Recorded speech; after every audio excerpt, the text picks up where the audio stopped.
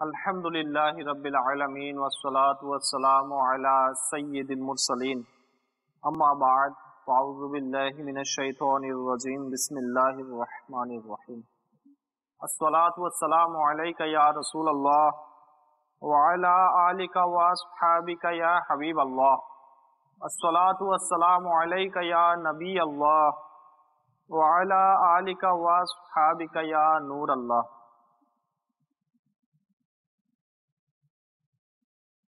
মাদানী চ্যানেলের দর্শক শ্রোতা, আপনাদেরকে সুন্নতে পড়া বয়ানে স্বাগতম জানাচ্ছি। মনোযোগ সহকারে বয়ান শোনার চেষ্টা করুন, কেননা অন্য মনস্ক হয়ে এদিক সেদিক দেখতে দেখতে বয়ান শুনলে এর যে বরকত রয়েছে তা হাতছাড়া হয়ে যাওয়ার আশঙ্কা রয়েছে। আসুন বয়ান শুরু করার আগে আমরা কিছু ভালো ভালো নিয়ত করে নিই। আল্লাহ তাআলা সন্তুষ্টি অর্জনের জন্য বয়ান শুনব, শিখে অন্যের নিকট পৌঁছাবো। যেখানে আল্লাহ তাআলার নাম আসবে সেখানে সম্ভব হলে আযজা ওয়া জাল, এবং যেখানে হুজুরে পাক সাল্লাল্লাহু তাআলা আলাইহি ওয়াসাল্লামের পবিত্র নাম মোবারক আসবে সেখানে সাল্লাল্লাহু তাআলা আলাইহি ওয়াসাল্লাম পাঠ করবে। হযরত উম্মুল মুমিনিন সাইয়্যিদাতুনা আয়েশা সিদ্দিকা রাদিয়াল্লাহু তাআলা আনহা একদিন সাহিদির সময় কাপড় সেলাই করছিলেন। এমন সময় ওনার হাত থেকে সুইটি মাটিতে পড়ে গেল এবং সাথে সাথে বাতিটিও নিভে গেল। এই সময় হুজুরে পাক সাল্লাল্লাহু তাআলা আলাইহি ওয়াসাল্লাম মা আয়েশা সিদ্দিকা রাদিয়াল্লাহু তাআলা আনহার হুজরা শরীফে আগমন করলেন, তশরিফ আনলেন। হুজুরে পাক সাল্লাল্লাহু তাআলা আলাইহি ওয়াসাল্লামের চেহারার নূরানি আলোতে মা আয়েশা সিদ্দিকা রাদিয়াল্লাহু তাআলা আনহার হুজরা শরীফ আলোকিত হয়ে গেল এবং মা আয়েশা সিদ্দিকা রাদিয়াল্লাহু তাআলা আনহা হুজুরে পাক সাল্লাল্লাহু তাআলা আলাইহি ওয়াসাল্লামের চেহারার নূরানি আলোতে সেই সুইটি খুঁজে পেলেন। এরপর মা আয়েশা সিদ্দিকা রাদিয়াল্লাহু তাআলা আনহা ইরশাদ করলেন, ইয়া রাসূলুল্লাহ সাল্লাল্লাহু তাআলা আলাইহি ওয়াসাল্লাম, কতই না সুন্দর, কতই না নূরানি আপনার চেহারা। তখন হুজুরে পাক সাল্লাল্লাহু তাআলা আলাইহি ওয়াসাল্লাম ইরশাদ করলেন, আফসোস সেই ব্যক্তির জন্য যে কিয়ামতের দিন আমার এই চেহারা দেখা থেকে বিরত থাকবে, অর্থাৎ আমার এই চেহারা দেখতে পাবে না। তখন মা আয়েশা সিদ্দিকা রাদিয়াল্লাহু তাআলা আনহা ইরশাদ করলেন, আরজ করলেন, ইয়া রাসূলুল্লাহ সাল্লাল্লাহু তাআলা আলাইহি ওয়াসাল্লাম, তারা কোন ধরনের ব্যক্তি যে কিয়ামতের দিন আপনার নূরানি চেহারা মোবারক দেখতে পাবে না, আপনার দিদার পাবে না?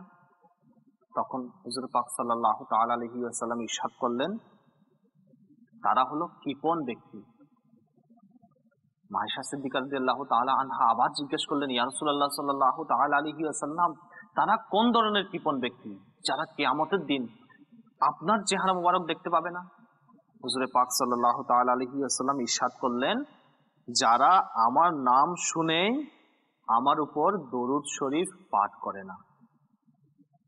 প্রিয় ইসলামী ভাইয়েরা এবং মাদানী চ্যানেলের দর্শক শ্রোতা, ব্যাখ্যাকারীগণ বলেন যে কিয়ামতের দিন হুজুরে পাক সাল্লাল্লাহু তাআলা আলাইহি ওয়াসাল্লামকে কখনো মিজানে কাছে পাওয়া যাবে যারা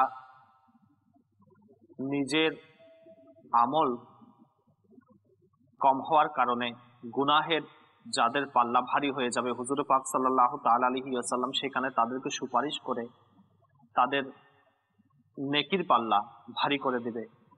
যারা পুলসিরাত পার হতে পারছে না, হুজুর পাক সাল্লাল্লাহু তাআলা আলাইহি ওয়াসাল্লাম তাদেরকে দোয়া দিয়ে তাদের জন্য সুপারিশ করে পুলসিরাত পার করিয়ে দেবেন।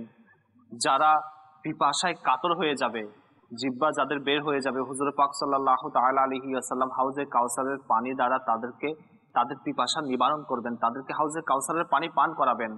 যারা জাহান্নামে চলে যাচ্ছে, হুজুর পাক সাল্লাল্লাহু তাআলা আলাইহি ওয়াসাল্লাম তাদের জন্য সুপারিশ করে তাদেরকে জান্নাতের দিকে নিয়ে যাবেন।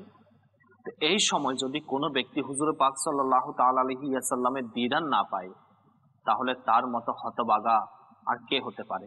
প্রিয় ইসলামী ভাইয়েরা, এই হাদিসে পাক থেকে আমাদের শিক্ষণীয় বিষয় হচ্ছে যে হুজুরে পাক সাল্লাল্লাহু তাআলা আলাইহি ওয়াসাল্লামের পবিত্র মোবারক নুরানি নাম যখনই আমরা উচ্চারণ করব, যখনই আমরা শুনবো, তখন আমাদের উচিত হুজুরে পাক সাল্লাল্লাহু তাআলা আলাইহি ওয়াসাল্লামের উপর দরুদ শরীফ পাঠ করা।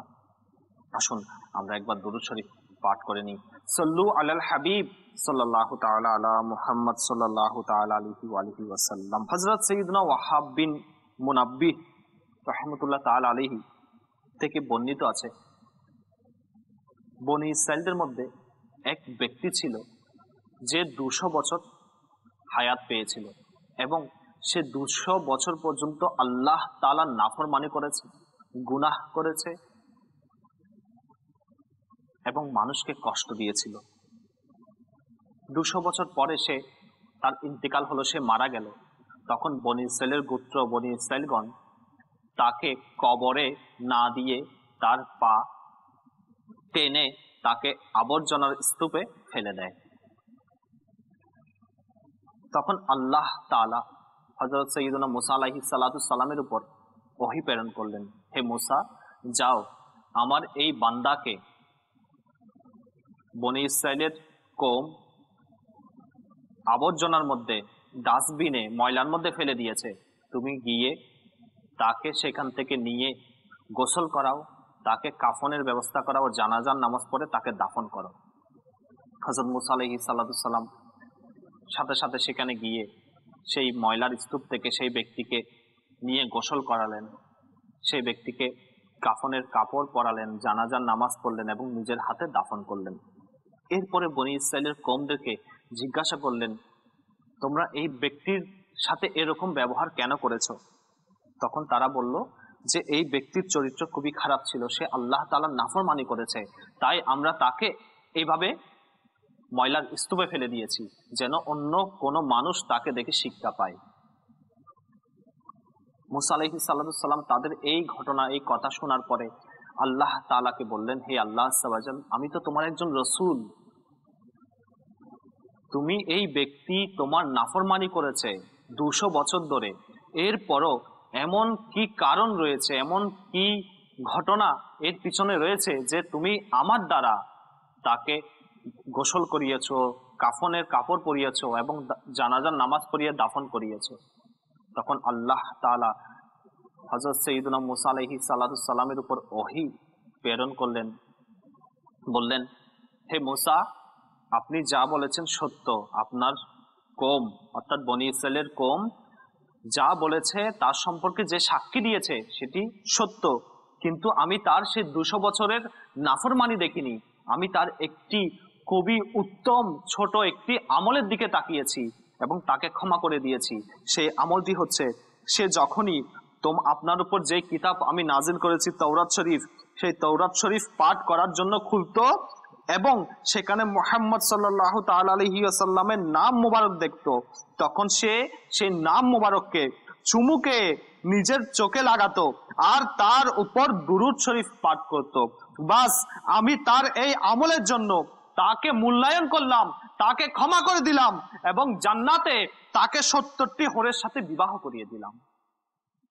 প্রিয় ইসলামী ভাইয়েরা এবং মাদানী চ্যানেলের দর্শক শ্রোতা,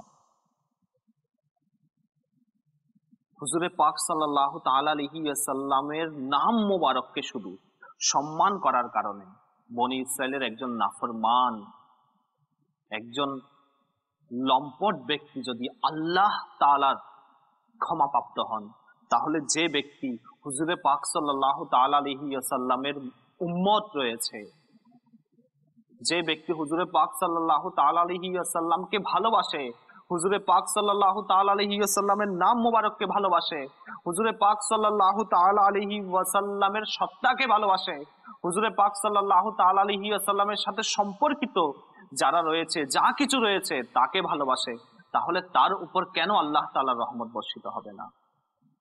প্রিয় ইসলামী ভাইয়েরা এবং মাদানী চ্যানেলের দর্শক শ্রোতা, ঈমান আনার পর সবচেয়ে মূল বুনিয়াদি বিষয় হচ্ছে হুজুরে পাক সাল্লাল্লাহু তাআলা আলাইহি ওয়াসাল্লামের মুহাব্বত এবং হুজুরে পাক সাল্লাল্লাহু তাআলা আলাইহি ওয়াসাল্লামের তাজিম, সম্মান।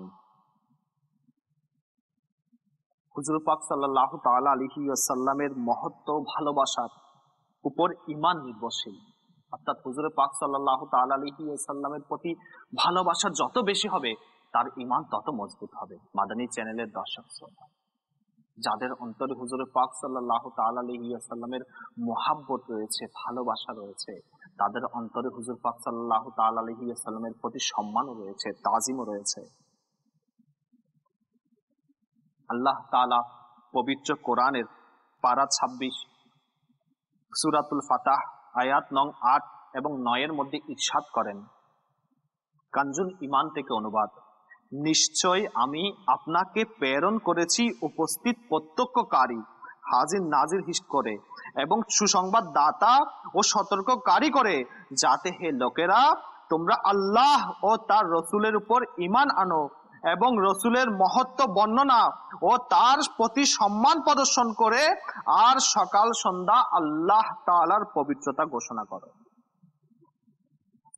আমার আকা আলা হযরত ইমামে আহলে সুন্নাত ইমাম আহমদ রাজা খান রাহমাতুল্লাহ তাআলা আলাইহি এই কোরআনে পাকের তাফসীরের মধ্যে তাফসীর করতে গিয়ে, ব্যাখ্যা করতে গিয়ে লিখেন যে আল্লাহ তাআলা এই আয়াতের মধ্যে তিনটি কথা ইরশাদ করেছেন। প্রথমত হচ্ছে আল্লাহ ও তার রসুলের প্রতি ঈমান আনা। প্রথম শর্ত হচ্ছে আল্লাহর প্রতি ঈমান আনতে হবে, সাথে সাথে তার রসুলের উপর ঈমান আনতে হবে।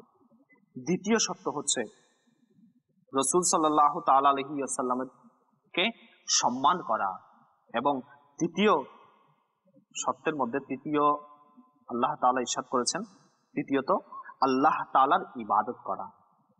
এখানে আল্লাহ তাআলা খুবই সুন্দরভাবে, ধারাবাহিকভাবে আল্লাহ তাআলা বলেছেন যে প্রথমে আল্লাহ এবং তার রসুলের প্রতি ঈমান আনো, এরপরে আল্লাহ রসুলকে সম্মান করো, এরপরে আমার ইবাদত করো। প্রিয় ইসলামী ভাইয়ের এবং মাদানী চ্যানেলের দর্শক শ্রোতা, যদি আমরা শুধুমাত্র এই আয়াত একটু বোঝার চেষ্টা করি যে কোনো ব্যক্তি যদি শুধুমাত্র হুজুর পাক সাল্লাল্লাহু তাআলা আলাইহি ওয়াসাল্লামকে সম্মান করলো কিন্তু ঈমান আনলো না, তাহলে তার সেই সম্মানের কোনো গুরুত্ব, কোনো ফায়দা হবে না। যেমন অনেক অমুসলিম এমনও রয়েছে, তারা নবী করিম সাল্লাল্লাহু তাআলা আলাইহি ওয়াসাল্লামের ইজ্জত ও সম্মান এবং হুজুর পাক সাল্লাল্লাহু তাআলা আলাইহি ওয়াসাল্লাম সম্পর্কে অমুসলিমদের সমালোচনার উত্তর দিয়ে কিতাব লিখে থাকেন, আলোচনা করে থাকেন, বক্তৃতা দিয়ে থাকেন। তো যেহেতু এদের ঈমান নেই, সেহেতু এদের সেই তাজিম কোনো কাজে আসবে না। কেননা এটা প্রকাশ্য সম্মান করা হলো। যদি অন্তরে হুজুর পাক সাল্লাল্লাহু তাআলা আলাইহি ওয়াসাল্লামের সত্যিকার মুহাব্বত অর্থাৎ ভালোবাসা থাকতো, তবে অবশ্যই তারা ঈমান আনতো।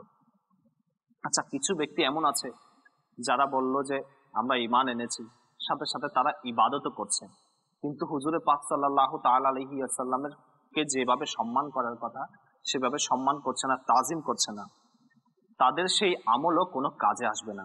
যেমন আল্লাহ তাআলা পবিত্র কোরআনে ইরশাদ করেন, পারা 19 সূরা ফুরকান আয়াত 23 এর মধ্যে আল্লাহ তাআলা ইরশাদ করেন, কানজুল ঈমান থেকে অনুবাদ, এবং যা কিছু তারা কাজ করেছিল আমি ইচ্ছা করে সেগুলোকে ক্ষুদ্র ক্ষুদ্র ধূলিকণার বিক্ষিপ্ত অনুপরমাণু করে দিয়েছি, যা দিনের তীব্র রোদের মধ্যে দৃষ্টিগোচর হয়।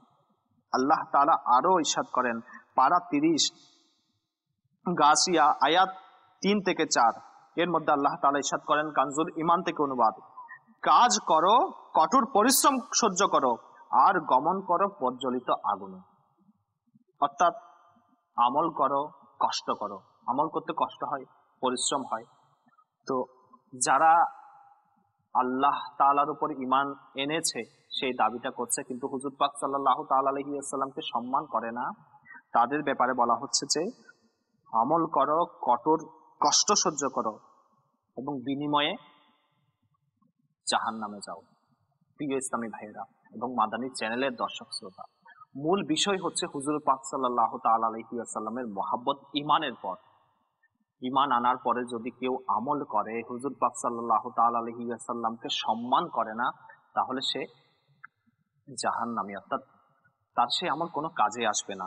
প্রিয় ইসলামী ভাইয়েরা এবং মাদানী চ্যানেলের দর্শক শ্রোতা, এই বর্ণনাকৃত আয়াত যেটি পেশ করা হয়েছে, এই আয়াতে মোবারকগুলোর মধ্যে এবং আলা হযরতের বাণী সমূহ দ্বারা পরিষ্কারভাবে বোঝা গেল যে প্রিয় নবী সাল্লাল্লাহু তাআলা আলাইহি ওয়াসাল্লামের সম্মান করা হলো ঈমানের মূল। যদি কোনো ব্যক্তি হুজুর পাক সাল্লাল্লাহু তাআলা আলাইহি ওয়াসাল্লামের মর্যাদা ছেড়ে অন্য কোনো নেক আমলের চেষ্টা করে থাকে, তবে তার কোনো আমল কবুল হওয়ার উপযুক্ত হবে না। যেমন আল্লাহ তাআলা পবিত্র কোরআনের পারা 26-এ সূরা হুজরাত এবং 2 নং আয়াতে আল্লাহ তাআলা ইরশাদ করেন, কানজুল ঈমান থেকে অনুবাদ, হে ঈমানদারগণ, নিজেদের কণ্ঠস্বরকে উঁচু করো না ওই অদৃশ্যের সংবাদদাতা নবীর কণ্ঠস্বরের উপর, এবং তার সামনে চিৎকার করে কথা বলো না, যেভাবে পরস্পরের মধ্যে একে অপরের সামনে চিৎকার করো, যেন কখনো তোমাদের কর্মসমূহ নিষ্ফল না হয়ে যায় আর তোমাদের খবরই থাকবে না। প্রিয় ইসলামী ভাইরা, এই আয়াতে মোবারকাটি এই জন্য অবতীর্ণ হয়েছে যে হযরত সাইয়্যিদুনা কাইস ইবনে শাহাস নামে একজন আল্লাহ রাসূল সাল্লাল্লাহু তাআলা আলাইহি ওয়াসাল্লামের সাহাবী ছিলেন। ওনার কণ্ঠস্বর উঁচু ছিল। তো যখন তিনি হুজুর পাক সাল্লাল্লাহু তাআলা আলাইহি ওয়াসাল্লামের দরবারে কথা বলতেন, তখন তার আওয়াজটা উঁচু হয়ে যেত। তো আল্লাহ তাআলা তার মাহবুব সাল্লাল্লাহু তাআলা আলাইহি ওয়াসাল্লামের সামনে কেউ উঁচু আওয়াজে কথা বলুক সেটা পছন্দ করলেন না, এবং আল্লাহ তাআলা কোরআন এই আয়াত নাজিল করলেন যে, হে ঈমানদারগণ, নিজেদের কণ্ঠস্বরকে উঁচু করো না ওই অদৃশ্যের সংবাদদাতা নবীর কণ্ঠস্বরের উপর, এবং তার সামনে চিৎকার করে কথা বলো না, যেভাবে তোমরা পরস্পরের মধ্যে একে অপরের সামনে চিৎকার করে কথা বলো, কখনো তোমাদের আমলগুলো যেন নিষ্ফল হয়ে না যায় আর তোমাদের খবরই না থাকে। অর্থাৎ কেউ যদি হুজুর পাক সাল্লাল্লাহু তাআলা আলাইহি ওয়াসাল্লামের শানে বেয়াদবি করে, হুজুর পাক সাল্লাল্লাহু তাআলা আলাইহি ওয়াসাল্লামের মর্যাদা হানি করার অপচেষ্টা করে, তার আমলগুলো কোনো কাজে আসবে না। এরপর এই আয়াত নাজিল হওয়ার পর হযরত কাইস ইবনে শাহাস রাদিয়াল্লাহু তাআলা আনহু তিনি ভয়ে হুজুর পাক সাল্লাল্লাহু তাআলা আলাইহি ওয়াসাল্লামের দরবারে হাজির হওয়া বন্ধ করে দিলেন। একদিন হুজুর পাক সাল্লাল্লাহু তাআলা আলাইহি ওয়াসাল্লাম জানতে চাইলেন যে কয়েকদিন যাবত কায়েস আমার দরবারে আসছে না, অর্থাৎ তাকে দেখা যাচ্ছে না, এর কারণ কি? সাহাবায়ে কেরাম হযরত কায়েস রাদিয়াল্লাহু তাআলা আনহুর ঘরে তশরিফ নিয়ে গেলেন এবং তাকে জিজ্ঞেস করলেন তার অনুপস্থিতির কারণ। তখন হযরত সাইয়্যিদুনা কায়েস রাদিয়াল্লাহু তাআলা আনহু, দেখুন ওনাদের ঈমান, ওনাদের হুজুর পাক সাল্লাল্লাহু তাআলা আলাইহি ওয়াসাল্লামের প্রতি ভালোবাসা, সাহাবায়ে কেরামের হুজুর পাক সাল্লাল্লাহু তাআলা আলাইহি ওয়াসাল্লামের প্রতি মর্যাদা কেমন ছিল। তিনি বললেন, আমি তো জাহান্নামী হয়ে গেছি, কারণ আমার কণ্ঠস্বর বড়। যে আয়াত নাজিল হয়েছে সেই আয়াতে এই কথাটি বলা হয়েছে যে কেউ যদি হুজুর পাক সাল্লাল্লাহু তাআলা আলাইহি ওয়াসাল্লামের যে মোবারক কণ্ঠস্বরের উপরে কথা বলে, অর্থাৎ হুজুর পাক সাল্লাল্লাহু তাআলা আলাইহি ওয়াসাল্লামের দরবারে কেউ যদি উঁচু আওয়াজে কথা বলে, তাহলে তার আমলগুলো বিনষ্ট হয়ে যাবে। যখন এই কথা হুজুর পাক সাল্লাল্লাহু তাআলা আলাইহি ওয়াসাল্লামের কাছে পৌঁছানো হলো, তখন হুজুর পাক সাল্লাল্লাহু তাআলা আলাইহি ওয়াসাল্লাম ইরশাদ করলেন, সে তো জান্নাতি। আয়াত নাজিল হওয়ার আগে যা হয়ে গেছে সেটা আল্লাহ তাআলা ক্ষমা করে দিয়েছেন। এরপর এই আয়াত, এই ঘটনা ঘটার পর হুজুর পাক সাল্লাল্লাহু তাআলা আলাইহি ওয়াসাল্লামের সাহাবীগণ, বিশেষ করে হযরত আবু বকর সিদ্দিক, হযরত ওমর এবং অন্যান্য আরো কিছু সাহাবী হুজুর পাক সাল্লাল্লাহু তাআলা আলাইহি ওয়াসাল্লামের দরবারে যখন কথা বলতেন, হুজুর পাক সাল্লাল্লাহু তাআলা আলাইহি ওয়াসাল্লামকে সাথে কোনো কথা বলতেন, তখন নিজেদের কণ্ঠস্বরকে এমন ছোট, এমন নিচু করতেন, হুজুর পাক সাল্লাল্লাহু তাআলা আলাইহি ওয়াসাল্লামকে জিজ্ঞেস করতে হতো, আবার বলো। মানে আমরা যেরকম বলি না, কথা যদি না বুঝি তখন জিজ্ঞেস করি, বুঝিনি, আবার বলুন। তখন হুজুর পাক সাল্লাল্লাহু তাআলা আলাইহি ওয়াসাল্লাম এমনই করতেন। অর্থাৎ হযরত সাইয়্যিদুনা ওমর ফারুক আযম, হযরত আবু বকর সিদ্দিক রাদিয়াল্লাহু তাআলা আনহু এবং সাহাবীগণ যখন নিচু আওয়াজে কথা বলতেন, তখন হুজুর পাক সাল্লাল্লাহু তাআলা আলাইহি ওয়াসাল্লাম তাদেরকে জিজ্ঞেস করতেন, আবার বলো। তো ওনাদের ভালোবাসা, ওনাদের তাজিম, ওনাদের সম্মান কেমন ছিল যে হুজুর পাক সাল্লাল্লাহু তাআলা আলাইহি ওয়াসাল্লামের শানে যেন বেয়াদবি না হয়ে যায়। যে আয়াতটি কিছুক্ষণ আগে বয়ান করা হয়েছে, সেই আয়াতের তাফসীরের মধ্যে প্রখ্যাত মুফাসসির হাকিমুল উম্মত মুফতি আহমদ ইয়ার খান নঈমী রাহমাতুল্লাহ তাআলা আলাইহি ব্যাখ্যা করেন, বলেন যে জানা গেল হুজুর পাক সাল্লাল্লাহু তাআলা আলাইহি ওয়াসাল্লামের সামান্যতম বেয়াদবিও কুফর, কেননা কুফরের কারণেই নেক আমল নষ্ট হয়ে যায়। প্রিয় ইসলামী ভাইয়েরা এবং মাদানী চ্যানেলের দর্শক শ্রোতা, আল্লাহ তাআলার পাক কালাম ও সৈয়দুল আম্বিয়া হুজুর পাক সাল্লাল্লাহু তাআলা আলাইহি ওয়াসাল্লামের শান ও মহত্বের প্রশংসা করছে এবং আমাদের হুজুর পাক সাল্লাল্লাহু তাআলা আলাইহি ওয়াসাল্লামের দরবারের উপস্থিতির আদব শিখাচ্ছেন। দুনিয়াবি যারা রাজা বাদশা রয়েছেন তাদের যে দরবার রয়েছে সেই দরবারের যে আদব কায়দা সেটি তারা নিজেরাই প্রণয়ন করেন, যে আমার দরবারে আসলে এইভাবে দাঁড়াতে হবে, এইভাবে কথা বলতে হবে, এমন করতে হবে, ইত্যাদি ইত্যাদি। কিন্তু হুজুরে পাক সাল্লাল্লাহু তাআলা আলাইহি ওয়াসাল্লামের দরবার এমন, হুজুরে পাক সাল্লাল্লাহু তাআলা আলাইহি ওয়াসাল্লামের শান এমন যে এই দরবারের নিয়ম কানুন সবগুলো আল্লাহ তাআলা নাযিল করেছেন, আল্লাহ তাআলা শিখিয়েছেন যেন আমার হাবিবের দরবারে যদি কেউ আসো তাহলে এভাবে আসো, আমার হাবিবের কাছে যদি কেউ কিছু আরজ করো, কেউ কিছু বলতে চাও তাহলে এভাবে বলো, আর আমার হাবিব সাল্লাল্লাহু তাআলা আলাইহি ওয়াসাল্লামকে যদি কেউ কিছু বলতে চায় তাহলে নম্র ভাষায় সুন্দরভাবে আকুতি মিনতি স্বরে বলো। প্রিয় ইসলামী ভাইয়েরা এবং মাদানী চ্যানেলের দর্শক শ্রোতা, সকল আম্বিয়ায়ে কিরাম আলাইহিমুস সালাম কে সম্মান করা ওয়াজিব, সকল আম্বিয়ায়ে কিরাম সম্মানের উপযুক্ত। কোরআনের কারীমে আল্লাহ তাআলা বিভিন্ন জায়গায় আম্বিয়ায়ে কিরামদের সম্মান করার আদেশ দিয়েছেন এবং এই আদেশ পালনকারীদের উপহার ও মর্যাদা দ্বারা ধন্য করার ওয়াদাও করেছেন। যেমন পারা 6 সূরা মায়েদা আয়াত নং 12-তে আল্লাহ তাআলা ইরশাদ করেন, কানজুল ঈমান থেকে অনুবাদ, আমার রসুলগণের উপর ঈমান আনো, তাদের প্রতি সম্মান প্রদর্শন করো এবং আল্লাহকে উত্তম ঋণ প্রদান করো, তবে আমি অবশ্যই তোমাদের পাপ মোচন করে দিব এবং তোমাদেরকে অবশ্যই বেহেশত সমূহে নিয়ে যাব যেগুলোর পাদদেশে নদী সমূহ প্রবাহিত।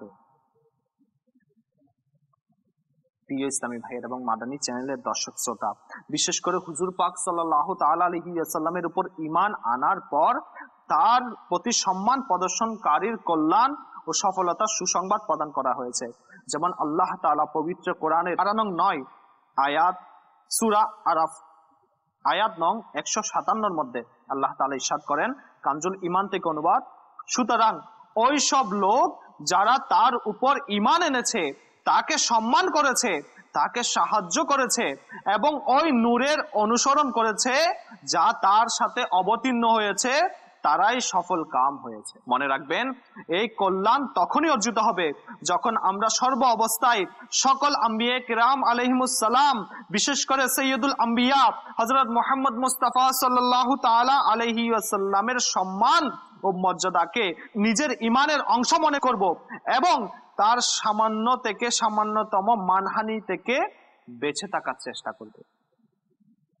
আল্লাহ তাআলা নবীর আদব শিখাতে গিয়ে, হুজুরে পাক সাল্লাল্লাহু তাআলা আলাইহি ওয়াসাল্লামের আদব শিখাতে গিয়ে যেখানে বারগাহি রিসালাত সাল্লাল্লাহু তাআলা আলাইহি ওয়াসাল্লাম অর্থাৎ হুজুরে পাক সাল্লাল্লাহু তাআলা আলাইহি ওয়াসাল্লামের দরবারে আওয়াজকে উঁচু করতে নিষেধ করেছেন, সেখানে সাধারণভাবে হুজুর পাক সাল্লাল্লাহু তাআলা আলাইহি ওয়াসাল্লামকে ডাকতেও নিষেধ করেছেন। যেমন পারা 18 সূরা নূর 63 নং আয়াতে আল্লাহ তাআলা ইরশাদ করেন, রসুলের আহ্বানকে তোমাদের পরস্পরের মধ্যে তেমনই স্থির করো না যেমন তোমরা একে অপরকে দেখে থাকো। সদরুল আফাজিল হযরত আল্লামা মাওলানা সৈয়দ মোহাম্মদ মুফতি নঈমউদ্দিন মুরাদাবাদী রাহমাতুল্লাহ তাআলা আলাইহি বলেন, এই আয়াতের ব্যাখ্যার মধ্যে তাফসীর কারকরা, মুফাসসিরগণরা বর্ণনা করেন যে যখন কেউ রাসূলুল্লাহ সাল্লাল্লাহু তাআলা আলাইহি ওয়াসাল্লামকে ডাকে তখন আদব ও সম্মানের সাথে, সম্মানিত উপাধি সহকারে মৃদু আওয়াজের সাথে নম্র ভাষায় বলে, ইয়া রাসূলুল্লাহ, ইয়া হাবিবাল্লাহ, এভাবে ডাকে। অর্থাৎ হুজুর পাক সাল্লাল্লাহু তাআলা আলাইহি ওয়াসাল্লামকে যদি কেউ কিছু আরজ করে, কেউ কিছু বলে, তার উচিত যেভাবে বলবে ইয়া রাসূলুল্লাহ, মিষ্ট ভাষায়, নম্র ভাষায়, সুন্দর করে, ইয়া রাসূলুল্লাহ, ইয়া হাবিবাল্লাহ, ইয়া নবিয়াল্লাহ। ইমামুল মুফাসসিরিন হযরত সাইয়েদনা আব্দুল্লাহ বিন আব্বাস রাদিয়াল্লাহু তাআলা আনহু তিনি বলেন, প্রথম হুজুর পাক সাল্লাল্লাহু তাআলা আলাইহি ওয়াসাল্লামকে ইয়া মুহাম্মদ, ইয়া আবুল বাশর, আবুল কাসিম বলা হতো। তো যখন আল্লাহ তাআলা তার নবীর সম্মানের এরূপ শব্দে নিষেধ করেছেন তখন সাহাবায়ে কিরাম আলাইহিম রিদওয়ানগণ বলা শুরু করলেন, ইয়া নবী আল্লাহ। প্রিয় ইসলামী ভাইয়েরা এবং মাদানী চ্যানেলের দর্শক শ্রোতা, একটু ভেবে দেখুন, হুজুরে পাক সাল্লাল্লাহু তাআলা আলাইহি ওয়াসাল্লামের সম্মানের বিষয়টি কতই না গুরুত্বপূর্ণ যে আল্লাহ তাআলার কাছে এই বিষয়টি অপছন্দনীয় যে কেউ তার হাবিব সাল্লাল্লাহু তাআলা আলাইহি ওয়াসাল্লামকে নাম ধরে ডাকবে। ওলামারা স্পষ্ট করে বলে দিয়েছেন যে হুজুর পাক সাল্লাল্লাহু তাআলা আলাইহি ওয়াসাল্লামকে নাম ধরে ডাকা হারাম। মনে রাখবেন, হুজুর পাক সাল্লাল্লাহু তাআলা আলাইহি ওয়াসাল্লামের সম্মান করা শুধুমাত্র হায়াতে জাহেরিতে সীমাবদ্ধ নয়, বরং দুনিয়া থাকা অবস্থায় আগত সকল মুসলমানের উপর তার অর্থাৎ হুজুর পাক সাল্লাল্লাহু তাআলা আলাইহি ওয়াসাল্লামের শান ও মহত্বকে স্বীকার করা আবশ্যক। দুনিয়ার যে রাজা বাদশা রয়েছে তারা যখন মারা যায় তাদের দরবারও বন্ধ হয়ে যায়, তাদের দরবারের নিয়ম নীতিগুলো মুছে যায়, কিন্তু হুজুর পাক সাল্লাল্লাহু তাআলা আলাইহি ওয়াসাল্লামের এমনই দরবার যে হুজুর পাক সাল্লাল্লাহু তাআলা আলাইহি ওয়াসাল্লাম দুনিয়া থেকে পর্দা করে নিয়েছেন। এরপরও যখন হুজুর পাক সাল্লাল্লাহু তাআলা আলাইহি ওয়াসাল্লাম দুনিয়ার মধ্যে জাহেরি অবস্থায় ছিলেন, মানুষের সামনে ছিলেন, ওই সময় যেই ভাবে হুজুর পাক সাল্লাল্লাহু তাআলা আলাইহি ওয়াসাল্লামের দরবারের আদব, শান, শওকত, মান, মর্যাদা, নিয়ম নীতি যেরকম বহাল ছিল তদ্রূপ কিয়ামত পর্যন্ত থাকবে। প্রিয় ইসলামী ভাইয়েরা এবং মাদানী চ্যানেলের দর্শক শ্রোতা, হুজুরে আকদাস সাল্লাল্লাহু তাআলা আলাইহি ওয়াসাল্লামের ইশক ও মুহাব্বতের বিষয়ে তার প্রতি অত্যাধিক আদব রক্ষা করা ঈমান বৃদ্ধির উপায় এবং ঈমানের মূল। এটাকে এভাবে বুঝুন যে যদি কোনো গাছের শিকড় কেটে যায় তবে ওই গাছটি শুকিয়ে যায়, আর এর ফল ও ফুলগুলো পচে গলে ঝরে যায়। সাধারণত একটি গাছের যদি শিকড় কেটে দেওয়া হয় তার ফলগুলো পচে শুকিয়ে ঝরে যাবে, পাতা ঝরে যাবে। তেমনি তাজিমে মুস্তাফা সাল্লাল্লাহু তাআলা আলাইহি ওয়াসাল্লাম ঈমান নামের বৃক্ষের শিকল অর্থাৎ মূল। হুজুর পাক সাল্লাল্লাহু তাআলা আলাইহি ওয়াসাল্লামকে সম্মান করা, হুজুর পাক সাল্লাল্লাহু তাআলা আলাইহি ওয়াসাল্লামের তাজিম ভালোবাসা হচ্ছে ঈমানের শিকড়, ঈমানের মূল।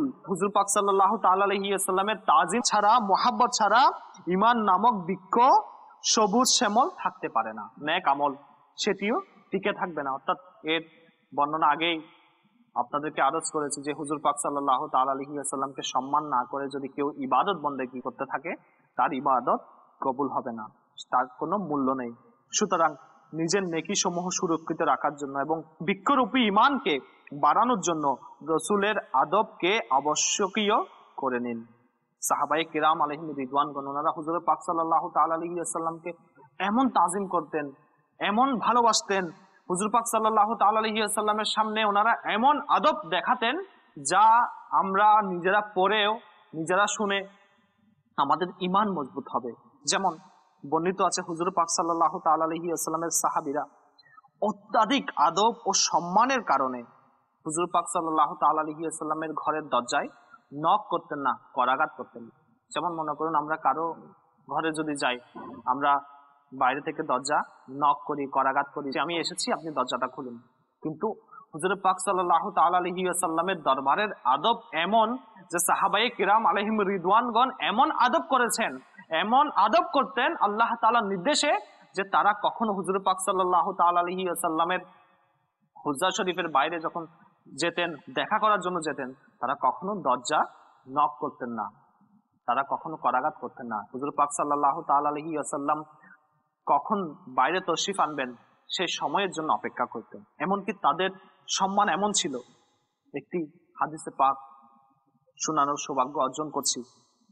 হুদায়বিয়ার সন্ধির সময় কুরাইশরা হযরত সাইয়্যিদুনা ওয়ারওয়াহ বিন মাসউদ রাদিয়াল্লাহু তাআলা আনহুকে মুসলমানদের কাছে গুপ্তচর হিসাবে পাঠালেন। তখন তিনি ঈমান আনেননি। তো যখন এই সাহাবী, তখন সাহাবী ছিলেন না, পরে সাহাবী হয়েছেন ঈমান এনে, যখন তিনি মুসলমানদের অবস্থা দেখলেন যে হুজুর পাক সাল্লাল্লাহু তাআলা আলাইহি ওয়াসাল্লাম যখন ওযু করতেন তখন সাহাবায়ে কিরাম এমন ভাবে সেই ওযুর পানিগুলো নেওয়ার জন্য ঝাঁপিয়ে পড়তেন, মনে হতো তারা নিজেদের মধ্যে ঝগড়া বেঁধে যাবে। হুজুর পাক সাল্লাল্লাহু তাআলা আলাইহি ওয়াসাল্লাম যখন মোবারক থুতু ফেলতেন, মোবারক নাক মোবারক ফেলতেন, তখন তারা সেগুলো নিয়ে তাবারক হিসেবে হাতে মুখে মালিশ করতেন। হুজুর পাক সাল্লাল্লাহু তাআলা আলাইহি ওয়াসাল্লাম যদি কোনো কথা বলতেন তখন তারা সেই কথা সাথে সাথে সেই কথার উপর আমল করার জন্য তৎপর হয়ে যেতেন। হুজুরে পাক সাল্লাল্লাহু তাআলা আলাইহি ওয়াসাল্লামের সামনে তারা নিশ্চুপ হয়ে দুজানু হয়ে বসে মাথাকে শিরকে নিজের মাথাকে মস্তককে নত করে রাখতেন। হুজুর পাক সাল্লাল্লাহু তাআলা আলাইহি ওয়াসাল্লামের সামনে তারা কোনো কথা বলতেন না। যদি কথা বলতে হয় আওয়াজকে অতি সংকিত অতি ছোট করতেন। এই অবস্থা দেখার পর সেই সাইয়্যিদুনা উরওয়া বিন মাসউদ রাদিয়াল্লাহু তাআলা আনহু নিজের গোত্রের কাছে কুরাইশদের কাছে ফিরে গেলেন। তখন তাদেরকে তিনি বললেন, হে কুরাইশ গোত্র, আমি কাইসার ও কিসরা এবং নাজ্জাসির দরবারও দেখেছি। আল্লাহ তাআলার কসম, আমি কোন দরবারকে এমন দেখিনি যেভাবে মুহাম্মদ মুস্তাফা সাল্লাল্লাহু তাআলা আলাইহি ওয়াসাল্লামের দরবারের শান শওকত দেখেছি। যে ওনার অনুসারী যারা ছিল তারা হুজুরে পাক অর্থাৎ হযরত মুহাম্মদ মুস্তাফা সাল্লাল্লাহু তাআলা আলাইহি ওয়াসাল্লামের যখন তিনি উযু করতেন সেই উযুর পানিগুলো নেওয়ার জন্য তারা নিজেদের মধ্যে ঝগড়া বেজে যাওয়ার উপক্রম হতো, অর্থাৎ মনে হতো যে তারা এখনো ঝগড়া করবে, কিন্তু তারা হুজুরে পাক সাল্লাল্লাহু তাআলা আলাইহি ওয়াসাল্লামের উযুর পানি নেওয়ার জন্য এমন করতেন। হুজুরে পাক সাল্লাল্লাহু তাআলা আলাইহি ওয়াসাল্লাম যখন থুতু ফেলতেন তারা সেই থুতু নিয়ে হাতে মুখে তাবারক হিসেবে মালিশ করতেন। যখন হুজুর পাক সাল্লাল্লাহু তাআলা আলাইহি ওয়াসাল্লাম কোনো কথা বলতেন তখন তারা সেই কথাটি আমল করার জন্য তৎপর হয়ে যেতেন। হুজুরে পাক সাল্লাল্লাহু তাআলা আলাইহি ওয়াসাল্লামের সামনে তারা কখনো মাথা উঁচু করে কথা বলতেন না। তারা কখনো হুজুর পাক সাল্লাল্লাহু তাআলা আলাইহি ওয়াসাল্লামের দিকে দৃষ্টি দিয়ে তাকাতেন না, চোখের উপর চোখ রেখে তাকাতেন না। হুজুরে পাক সাল্লাল্লাহু তাআলা আলাইহি ওয়াসাল্লামের সামনে তারা নিজেদের কণ্ঠস্বরকে উঁচু করতেন না। তারা অত্যন্ত বিনয়ের সাথে হুজুরে পাক সাল্লাল্লাহু তাআলা আলাইহি ওয়াসাল্লামের সাথে কথা বলতেন। হুজুরে পাক সাল্লাল্লাহু তাআলা আলাইহি ওয়াসাল্লামের সামনে বসতেন। আমি শপথ করে বলতে পারি, তিনি বলেন, আমি শপথ করে বলতে পারি যে তোমরা যতই চেষ্টা করো এই কওমের এই গোত্রের উপর তোমরা কখনো জয়ী হতে পারবে না, বরং তারা তোমাদের উপর জয়ী হবে। হযরত সাইয়্যিদুনা আব্বাস রাদিয়াল্লাহু তাআলা আনহু ওনাকে কেউ জিজ্ঞেস করলেন, হুজুর পাক সাল্লাল্লাহু তাআলা আলাইহি ওয়াসাল্লামের যিনি চাচা তাকে কেউ জিজ্ঞেস করলেন, আপনি বড় নাকি আল্লাহ রাসূল সাল্লাল্লাহু তাআলা আলাইহি ওয়াসাল্লাম বড়? দেখুন তিনি কি বললেন, তিনি বললেন বড় তো তিনি, অর্থাৎ বড় হুজুর পাক সাল্লাল্লাহু তাআলা আলাইহি ওয়াসাল্লাম, কিন্তু আমি তার আগে জন্মগ্রহণ করেছি। কত আদব যে হুজুরে পাক সাল্লাল্লাহু বড় জিনিসটাকে বড়ত্ব জিনিসটাকে হুজুরে পাক সাল্লাল্লাহু তাআলা আলাইহি ওয়াসাল্লামের দিকে নিসবত করছেন। আদব সম্মান। আমার আমির আহলে সুন্নাত হযরতুল আল্লামা মাওলানা মুহাম্মদ ইলিয়াস আত্তার কাদরি দামাত বারাকাতুহুমুল আলিয়া তিনি মাদানী মুযাকারার মধ্যে ইরশাদ করেন, আলা হযরত আলাইহির রহমান এই হাদিসে পাকটি লেখার পরে বলেন যে আমরা হয়তো সবাই শুনেছি যে হুজুরে পাক সাল্লাল্লাহু তাআলা আলাইহি ওয়াসাল্লাম একদিন একটি মিসওয়াক নিলেন। তো মিসওয়াক নেওয়ার পরে ওনার সাথে একজন হুজুর পাক সাল্লাল্লাহু তাআলা আলাইহি ওয়াসাল্লামের সাথে একজন সাহাবী ছিল রাদিয়াল্লাহু তাআলা আনহু। তো যখন যে মিসওয়াকটি সাধারণত আমরা বলি যে মিসওয়াকটি সোজা ছিল, সেটি হুজুর পাক সাল্লাল্লাহু তাআলা আলাইহি ওয়াসাল্লাম সাহাবীকে দিয়েছেন এখন, তবে এবং যে মিসওয়াকটি একটু বাঁকা ছিল সেটি হুজুর পাক সাল্লাল্লাহু তাআলা আলাইহি ওয়াসাল্লাম নিজে নিয়েছেন। কিন্তু আমার আকা আলা হযরত ইমামে আহলে সুন্নাত তার ভালোবাসার প্রতি, তার ইশকের প্রতি, তার মুহাব্বতের প্রতি কুরবান, তিনি বলেন এই মিসওয়াকটি বাঁকা নয়, এই মিসওয়াকটি হুজুর পাক সাল্লাল্লাহু তাআলা আলাইহি ওয়াসাল্লামের সম্মানের প্রতি ঝুঁকেছেন, হুজুর পাক সাল্লাল্লাহু তাআলা আলাইহি ওয়াসাল্লামের মুহাব্বতে ঝুঁকেছেন। সাধারণত আমরা বলি যে এই মিসওয়াকটি বাঁকা, কিন্তু যেটা হুজুর পাক সাল্লাল্লাহু তাআলা আলাইহি ওয়াসাল্লামের দিকে নিসবত সম্পর্ক হুজুর পাক সাল্লাল্লাহু তাআলা আলাইহি ওয়াসাল্লাম নিজে নিয়েছেন, আমার আকা আলা হযরত সেটা কি বাঁকা বলেন নাই, সে মিসওয়াককে বাঁকা বলেননি, বলেছেন সেটি আদবের কারণে ঝুঁকে গিয়েছে। আলা হযরত আলাইহির রহমানের ভালোবাসা দেখুন। যেমন আজকাল সাধারণত আমরা আমাদের সম্মানিত আলিম সাহেবগণ ওলামাগণ ওনারা যখন বয়ান করতে যান, ওয়াজ করতে যান, তখন গাড়ি ব্যবহার করে থাকেন। তো আলা হযরত আলাইহির রহমান যখন ছিলেন তখন তো গাড়ি ছিল না, তখন পালকি ছিল। এখন ওনাকে কেউ দাওয়াত দিল, তো পালকি আসলো, আলা হযরত রাহমাতুল্লাহ তাআলা আলাইহি পালকিতে উঠলেন। উঠার পরে কিছু দূর গেলেন, যাওয়ার পর আলা হযরত রাহমাতুল্লাহ তাআলা আলাইহি বললেন থামাও, পালকি নিচে নামাও। নামালেন। আলা হযরত রাহমাতুল্লাহ তাআলা আলাইহি বাইরে তশরিফ আনলেন, এসে বললেন, আমাকে সত্যি করে বলুন, আপনাদের মধ্যে সৈয়দ জাদাকে, সৈয়দ হচ্ছে আল্লাহ রাসূল সাল্লাল্লাহু তাআলা আলাইহি ওয়াসাল্লামের বংশধর, আপনাদের মধ্যে সৈয়দ জাদাকে। তখন পালকি বাহকের মধ্যে একজন ব্যক্তি এসে বললেন, হুজুর আমি সৈয়দ, আমার দ্বারা কি কোনো বেয়াদবি হয়ে গেছে? আমাকে মাফ করে দিন যদি বেয়াদবি হয়ে যায়। আলা হযরত আলাইহির রহমান বললেন, বেয়াদবি তুমি নয়, আমি করেছি, কেননা তুমি আমার রসুলের বংশধর, তুমি আমার রসুলের বংশধর, তুমি আমাকে কাঁধে নিয়ে চড়িয়েছো, সেটি তো বেয়াদবি আমি করেছি। আলা হযরত রাহমাতুল্লাহ তাআলা আলাইহিকে সেই পালকি বাহক বললেন, নয় নয় হুজুর, আমি নয়, হুজুর আমাকে মাফ করে দিন, আমার ভুল হয়ে গেছে। আলা হযরত রাহমাতুল্লাহ তাআলা আলাইহি বললেন, নয় নয়, আপনি আমাকে মাফ করে দিন শাহজাদা, আমাকে মাফ করে দিন। আলা হযরত রাহমাতুল্লাহ তাআলা আলাইহি নিজের পাগড়িকে খুললেন, খোলার পরে সেই সৈয়দ জাদার কদমে রেখে দিলেন, বললেন, হুজুর আমাকে মাফ করে দিন। বেরেলি শরীফের বাজারের মধ্যে মানুষের ঢল নেমে গেল, মানুষ চলে আসলো, যে যাকে জামানার মুজাদ্দিদ বলা হয়, আল্লামা বলা হয়, তিনি একজন সামান্য মজদুরের সামনে হাত নত করে দাঁড়িয়ে আছেন, কান্না করছেন, হযরত আমাকে মাফ করে দিন, সৈয়দ জাদা আমাকে মাফ করে দিন। ওনার ইশকে রসুল, আলা হযরত রাহমাতুল্লাহ তাআলা আলাইহির ইশকে রসুল দেখুন, উনি জামানার একজন মুজাদ্দিদ ছিলেন, তিনি একজন মজদুরের সামনে দাঁড়িয়ে আছেন, শুধুমাত্র তিনি সৈয়দ জাদা তাই। এরপরে আলা হযরত রাহমাতুল্লাহ আলাইহি বললেন, হুজুর আমাকে মাফ করে দিন। শেষ পর্যন্ত সেই সৈয়দ জাদা বললেন, আমি আপনাকে মাফ করে দিয়েছি।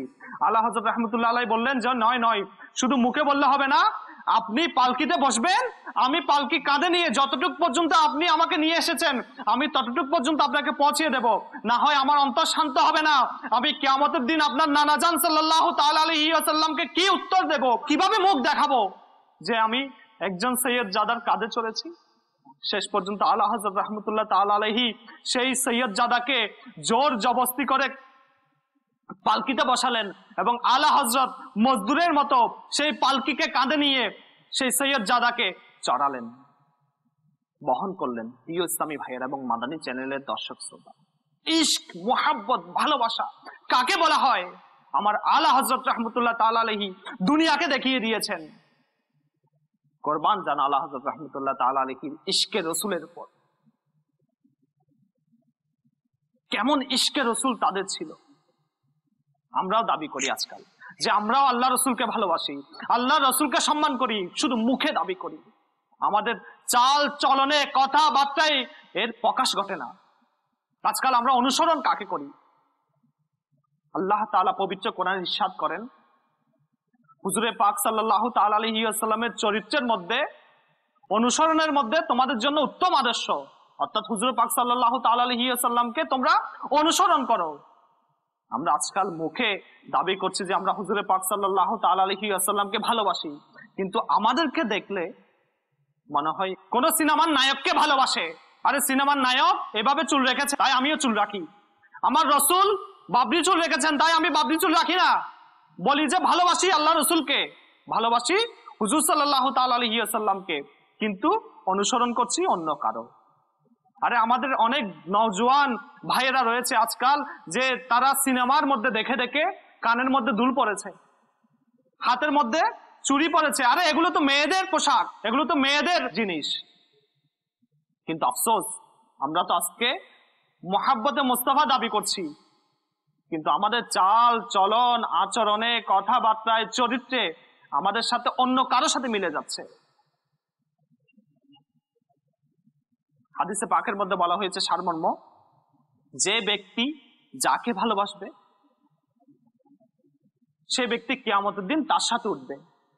তাফসীর কারকরা বলেন যে যার সাথে ভালোবাসার অর্থ হচ্ছে যার সাথে যে ব্যক্তির কথাবার্তা, চাল চলন, আচার আচরণ, পোশাক পরিচ্ছদ মিলে যাবে সে ব্যক্তি কিয়ামতের দিন তার সাথে উঠবে। কেউ যদি হুজুর পাক সাল্লাল্লাহু তাআলা আলাইহি ওয়াসাল্লামকে ভালোবেসে থাকে, সে যদি হুজুর পাক সাল্লাল্লাহু তাআলা আলাইহি ওয়াসাল্লামের ভালোবাসায় সাদা পোশাক পরে, হুজুর পাক সাল্লাল্লাহু তাআলা আলাইহি ওয়াসাল্লামকে ভালোবেসে মাথায় পাগড়ি পরে, হুজুর পাক সাল্লাল্লাহু তাআলা আলাইহি ওয়াসাল্লামকে ভালোবেসে মুখে এক মুষ্টি দাড়ি রাখে, হুজুর পাক সাল্লাল্লাহু তাআলা আলাইহি ওয়াসাল্লামকে ভালোবেসে বাবরি চুল রাখে, তাহলে তার কিয়ামত হুজুর পাক সাল্লাল্লাহু তাআলা আলাইহি ওয়াসাল্লামের সাথে হবে। আর যে ব্যক্তি অন্য কোনো কাউকে ভালোবেসে, কোন সিনেমার নায়ককে ভালোবেসে যদি কানে দুল পরে, হাতে চুড়ি পরে, প্যান্ট শার্ট পরে, তাদের মতো অনুসরণ করে, তাদের মতো চুল রাখে, তাদের মতো দাড়ি রাখে, তাহলে কিয়ামতের দিন সেই ব্যক্তি মাযআল্লাহ, আল্লাহ তাআলার পানা তার সাথে উঠবে। প্রিয় ইসলামী ভাই এবং মাদানী চ্যানেলের দর্শক শ্রোতা, আসুন আমরা বদলে যাই। সময় খুবই সংক্ষিপ্ত, আমাদের সময় খুবই সংক্ষিপ্ত। কারো হয়তো জীবনের 30টি বছর চলে গিয়েছে উদাসীনতায়, কারো চলে গেছে 40 বছর উদাসীনতায়, এখনো নামাজ পড়তে জানি না, এখনো ওযু করতে জানি না। আরে এগুলো তো দূরের কথা, ফরজ গোসল কাকে বলে সেটাও জানি না। আফসোস, আমরা মুসলমান দাবি করছি, কিন্তু আমাদের আচরণ অন্য কারো সাথে মিলে যাচ্ছে। একজন মুসলমানকে যদি আমরা এখন আজকে জিজ্ঞেস করি, তুমি 5টি কলমা বলো, সে এটাও পারবে না। আরে আমি তো এমন মানুষকে দেখেছি যারা হুজুর পাক সাল্লাল্লাহু তাআলা আলাইহি ওয়াসাল্লামকে চিনে না, মসজিদে আসছে নামাজ পড়ার জন্য, মাদানী কাফেলায় গিয়েছি, হুজুর পাক সাল্লাল্লাহু তাআলা আলাইহি ওয়াসাল্লামের রওজা শরীফ, সবুজ গম্বুজে মোবারক সেটাও চিনে না। এমন ব্যক্তি আছে,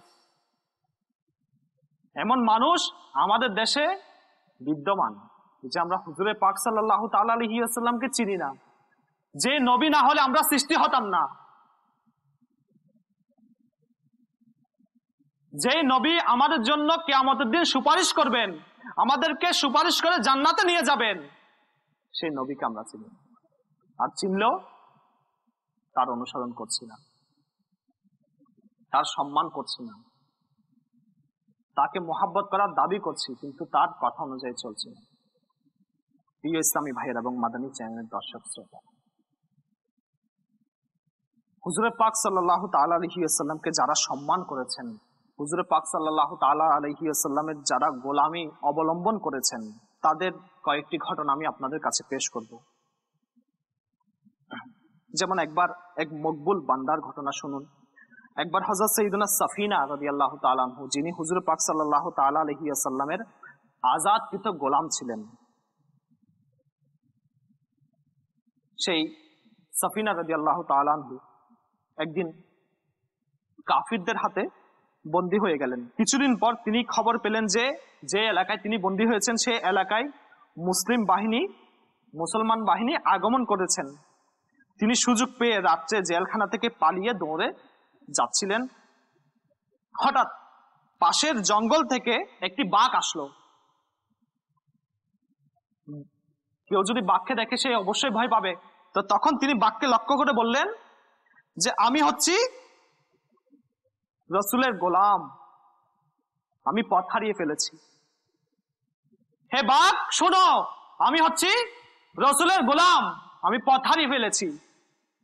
এটা শুনে বাঘ তার লেজকে নাড়তে লাগলো এবং লেজ নাড়তে নাড়তে ওনার অগ্রগামী হয়ে ওনাকে মুসলিম বাহিনী পর্যন্ত পৌঁছিয়ে দিলেন, রাস্তা দেখিয়ে দিলেন।